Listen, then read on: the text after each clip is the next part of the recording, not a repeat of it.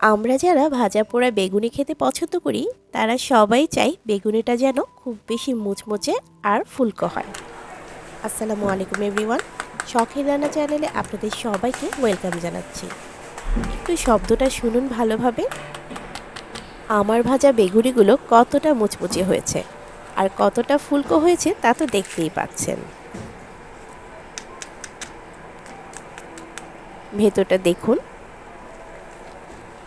আজকের ভিডিওতে ফুলকো বেগুনি আরটা দীর্ঘ সময় পর্যন্ত কীভাবে মুচমুচে রাখা যায় সেটার সমস্ত টিপস অ্যান্ড ট্রিক্স শেয়ার করব। আশা করি সকলেই পাশে থাকবেন।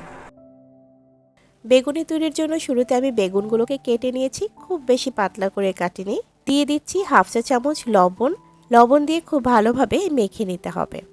এই টিপসটা অবশ্যই ফলো করবেন, কারণ প্রথম দিকে লবণ দিয়ে বেগুনিটা মেখে নিলে যেটা হবে সেটা আমি কিছুক্ষণ পর জানিয়ে দিচ্ছি। এখন বেসনের গোলাটা তৈরি করে নিচ্ছি। তার আগে একটা মিক্সিং বোলের ওপর একটা স্ট্রেনার রেখে নিয়ে নিলাম 1 কাপ পরিমাণ বেসন আর 1/4 কাপ চালের গুঁড়া। হাফ চা চামচের চেয়ে কিছুটা কম লবণ দিয়েছি, হাফ চা চামচ লাল মরিচের গুঁড়া, 1/4 চা চামচ গরম মশলার গুঁড়া আর 1/4 চা চামচের চেয়ে কিছুটা কম কালো গোলমরিচের গুঁড়া, হাফ চা চামচ দিচ্ছি ভাজা জিরার গুঁড়া। এই সব কিছুকে একটা হুইস্ক দিয়ে মিশিয়ে তারপর ভালোভাবে চেলে নিতে হবে। এই চেলে নেওয়াটা অনেক বেশি জরুরি বেগুনিটা মুচমুচে আর ফুলকো হওয়ার জন্য। ভালোভাবে চেলে নিয়ে উপরে যে দানাদার অংশগুলো থাকে সেগুলোকে ফেলে দিতে হবে। আর গোলমরিচটা যেহেতু আমি নিজে ঘরে গুঁড়ো করে নিয়েছি তাই কিছু দানাদার অংশ থাকে, সেটাও এখানে পড়ে যাবে। এখন দিয়ে দিচ্ছি পানি। 1 কাপ পানি নিয়েছি, তবে পানিটা সম্পূর্ণটুকু না দিয়ে অল্প অল্প করে দিয়ে তারপর ভালো একটা গোলা তৈরি করে নিতে হবে। পারফেক্ট বেসনের গোলা তৈরির জন্য পানির পরিমাণটা অনেক বেশি গুরুত্বপূর্ণ, তাই পানিটা একবারে না দিয়ে কয়েকবারে দিয়ে খুব ভালোভাবে মিশিয়ে নিতে হবে। আমার 1 কাপ পরিমাণ পানি সবটুকু লাগেনি, কিছুটা পানি রয়ে গিয়েছিল।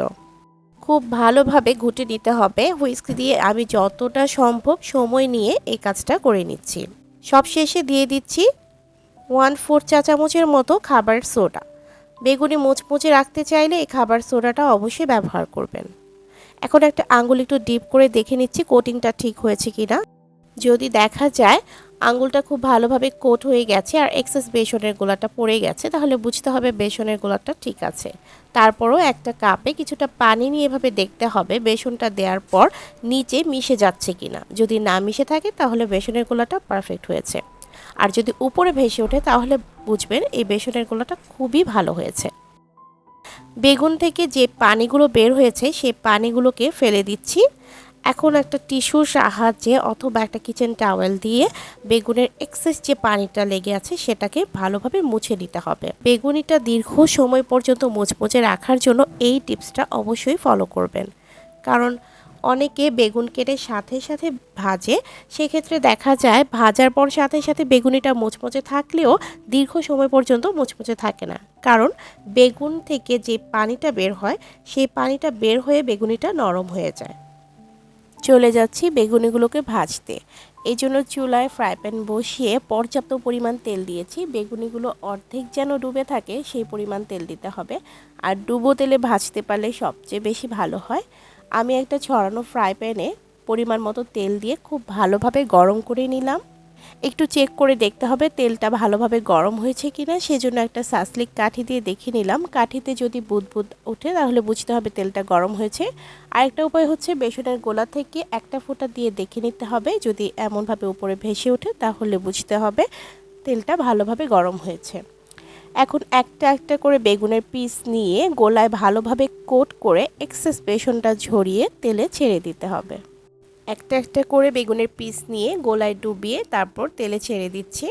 চুলার হিটটা এ পর্যায়ে হাইতেই রাখতে হবে, মিডিয়াম থেকে কিছুটা হাই, কারণ লো হিটে ভাজলে দেখা যায় বেগুনিতে তেল প্রবেশ করে আর সেক্ষেত্রে বেগুনিটা খেতেও বেশি একটা ভালো লাগে না।